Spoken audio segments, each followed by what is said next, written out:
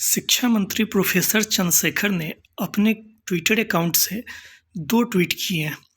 आप लोग देख सकते हैं 2 मिनट पहले का ट्वीट है और इस पे ब्लू टिक भी लगा हुआ है इस शिक्षा मंत्री का अपना ट्विटर अकाउंट। जल्द 7वां चरण की नियुक्ति होने जा रही है। वर्ष 2023 नियुक्ति का वर्ष होने वाला है। कोई अभ्यर्थी घबराए नहीं, महीना भर के अंदर में नियोजन नियमावली आपके बीच आ जाएगा। छोटा सा संदेश है 2, लेकिन इसमें कई बातें छिपा हुआ है। एक वीडियो जो कल आप लोगों ने देखा होगा शिक्षा मंत्री का, जो बात उसमें कहा गया है उसी बात को इन्होंने यहाँ पर लिखित रूप में दे दिया है। तो अब ये भी नहीं कह सकते हैं कि हाँ हम प्रेस में मीडिया में कोई बयान दिए थे, क्योंकि अब ये बयान आपका ऑफिशियल रूप से ऑफिशियल ट्विटर अकाउंट से आपने लिख दिया है। एक तरह से आपका आधिकारिक बयान है। सबसे पहली बात है कि जल्द 7वां चरण की नियुक्ति होने जा रही है। इनका जल्द पर इस पर तो कोई बात करने वाला ही नहीं, क्योंकि जल्द इनका कब होगा। पिछली बार जल्द बोले थे कि जल्द आएगा आपका नियमावली, तो नवंबर में बोले थे, तो नवंबर के बाद आप देख रहे हैं फरवरी आ गया है, अभी तक इनका जल्द नहीं हुआ है। तो जल्द 7वां चरण का नियुक्ति होने जा रहा है। इससे क्या पता कि कब होगा, क्योंकि इसके जस्ट अगले लाइन में लिखा है कि वर्ष 2023 नियुक्ति का वर्ष होने वाला है। अरे भाई 2023 नियुक्ति का वर्ष होने वाला है तो 2023 में भी फरवरी चल रहा है, दूसरा महीना है और 10 महीना और है। तो आप खींच खांच के ले जाइएगा दिसंबर तक, तो कहिएगा कि अभी तो 2023 से चल रहा है ना, हम तो 23 का वादा किए हुए थे। इसलिए कम से कम इस वादे पर तो इनका हम लोग कुछ कहेंगे नहीं, क्योंकि इनका जल्द जो है 2-4 महीने का होता है। कोई अभ्यर्थी घबराए नहीं, महीना भर के अंदर में नियोजन नियमावली आपके बीच आ जाएगा। महीना भर के अंदर में, यही बात कल उन्होंने वो जो एक मीडिया में बयान दिया था वहाँ पर भी उन्होंने बोला, महीना भर के अंदर में। महीना भर का अंदर कहने का क्या मतलब है? आज चल रहा है फरवरी का 3 फरवरी है और आपको पता ही है कि ये फरवरी इस साल 28 फरवरी तक है, 28 दिनों का महीना है। यानी कि लगभग 24-25 दिन बचे हुए हैं। 24-25 दिनों के अंदर इनका कहना है कि हम नियमावली दे देंगे। तो आप एक उम्मीद कर सकते हैं कि बजट सत्र शुरू होने से जस्ट पहले कैबिनेट में प्रस्तुत कर दिया जाए, और उसके बाद पता नहीं है क्या ये लोग विधानसभा के पटल पर इसको डिस्कशन के लिए भी रखना चाहते हैं या नहीं। ये शायद कुछ स्पष्ट तो नहीं किए हैं, लेकिन शायद इन लोगों के मन में ये भी हो, ताकि उसके बाद जो नियोजन इकाई वाली जो बात थी कि 9000 नियोजन इकाई खत्म करना है, इसके अगले ही ट्वीट में आप नीचे में ये भी देख सकते हैं कि पहले 9000 नियोजन इकाई थी, अभी 38 इकाई में नियुक्ति पत्र का बंटवारा होगा। यानी कि बिहार भर में जो 9000 नियोजन इकाई थी जिनके माध्यम से नियुक्ति पत्र बांटे जाते थे, तो उनमें परिवर्तन करना है। तो हो सकता है कि ये लोग इसको विधानसभा के पटल पर रखना चाह रहे हों, कि जो अभी बजट सत्र आने वाला है बिहार में उसमें। लेकिन फिर भी महीना भर ही बोले हैं, तो इस महीने को हम लोग इंतज़ार कर सकते हैं। ऐसा इसलिए है क्योंकि इससे पहले कभी भी इन्होंने एग्जैक्ट ऐसा नहीं बोला है कि 1 सप्ताह भर या महीना भर या 10 दिन या 15 दिन 20 दिन, ऐसा नहीं बोला है। तो ये एक बात है कि महीने भर के अंदर। नेक्स्ट बात जो है, और जिस पर सबसे ज़्यादा विवाद भी है और उत्सुकता भी है, कि आखिरकार नियोजन की प्रक्रिया क्या होगी। सारी मेधा सूची योग्यता और शिक्षक पात्रता परीक्षा के आधार पर बनेगी। इसमें 2 शब्द छुपे हुए हैं।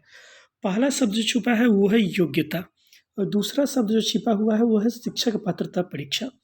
हालांकि शिक्षा मंत्री ने स्पष्ट रूप से कुछ भी नहीं बोला है। कई लोग मैसेज करते हैं और पूछते हैं कि क्या 60-40 का नियम लागू रहेगा।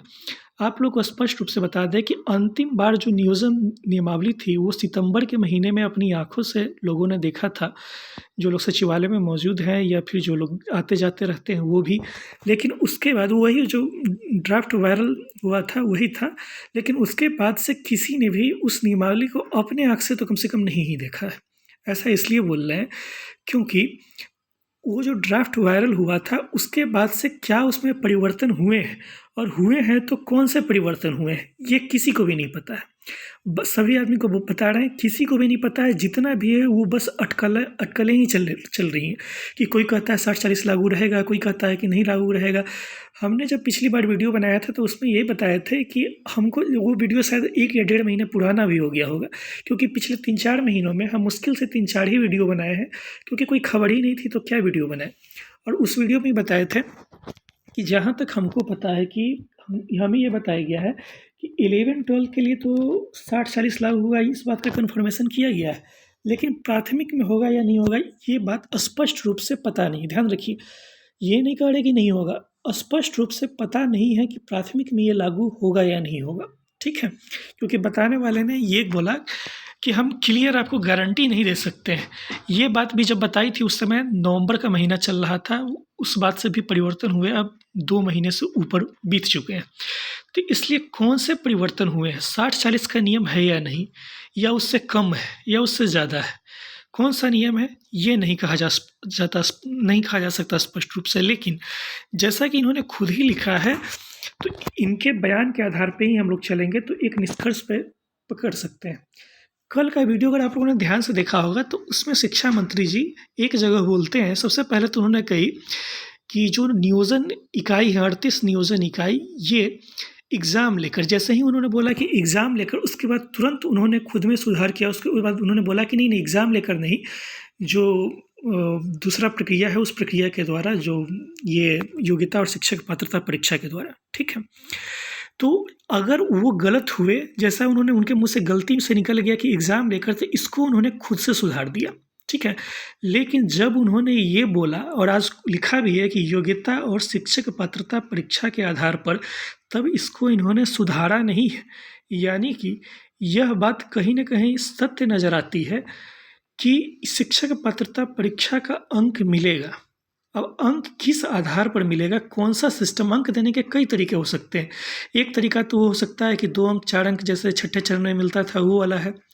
दूसरा तरीका 60-40 का नियम है। अब पता नहीं कौन-सा तरीका इन्होंने रखा हुआ है, ये पता नहीं चलता है। लेकिन जैसा इन्होंने खुद से लिखा है कि सारी मेधा सूची योग्यता और शिक्षक पात्रता परीक्षा के आधार पर।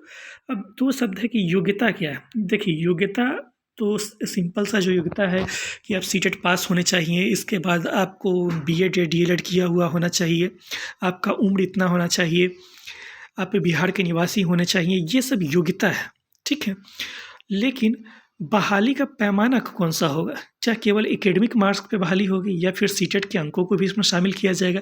ये सबसे बड़ी बात है। लेकिन दूसरा जो शब्द इन्होंने खुद ही लिखा है कि शिक्षक पात्रता परीक्षा के आधार पर, ठीक है? इसको देखते हुए सामान्य तौर पर यही अर्थ निकलता है, कोई भी समझदार इंसान होगा तो वो यही अर्थ निकाल कर देगा कि शिक्षक पात्रता परीक्षा के अंकों को इसमें शामिल किया जाएगा, उनका महत्व बना रहेगा। लेकिन अभी भी स्पष्ट नहीं है कि आखिरकार किस आधार पर, कैसे, कौन-सा तरीका? 50-50, 60-40, 75-25 कि पहले का 2 अंक, 4 अंक, 6 अंक, कौन-सा तरीका होगा?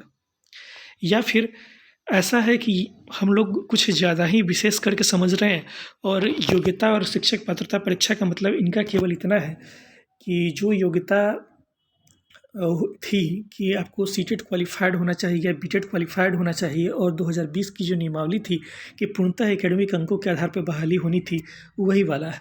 आप लोग क्या सोचते हैं? अपना जो विचार होगा कमेंट सेक्शन में ज़रूर रखिएगा। मेरा व्यक्तिगत अनुमान है, देखिए ये अनुमान है, क्योंकि इस अनुमान को जो कुछ लोग जो जिनसे बात वगैरह होती है तो उन लोगों का समर्थन भी हासिल है।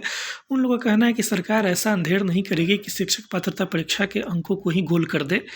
ऐसा अंधेर तो कम से कम नहीं करेगी, और प्रणाली क्या होगी, कौन-सा नियम लागू होगा, ये तो बाद की बात है। तो देखिए, हम ठोस गारंटी तो नहीं ले सकते हैं कि 60-40 का नियम लागू हो ही रहा है, लेकिन मेरा अनुमान है और मेरा समर्थन इसी बात को है कि हाँ, ये नियम लागू होगा और शिक्षक पात्रता परीक्षा के अंकों को किसी न किसी रूप में वरीयता दी जाएगी। आप लोग का क्या विचार है? कमेंट करके ज़रूर बताइएगा। फिर से मुलाकात होगी नेक्स्ट वीडियो में, तब तक के लिए धन्यवाद। Thank you.